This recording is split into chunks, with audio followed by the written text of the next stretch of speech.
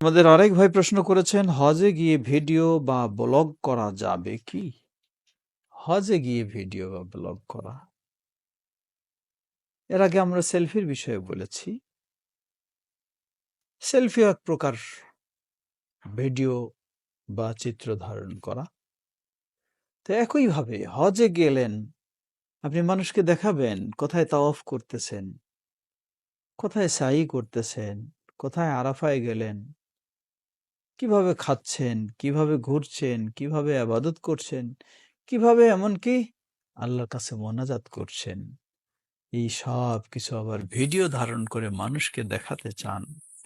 লা ইলাহা ইল্লাল্লাহ। অত্যন্ত দুঃখজনক বিষয়।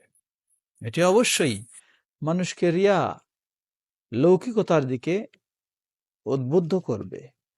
তাই আমরা বলবো, কোনো বিশেষ শিক্ষণীয় বা প্রয়োজনীয় ছাড়া এইসব আবাদত, হজ বা যে কোনো আবাদত আপনি ভিডিও করবেন মানুষকে দেখানোর জন্য, এটি সত্যিই চরম অন্যায়।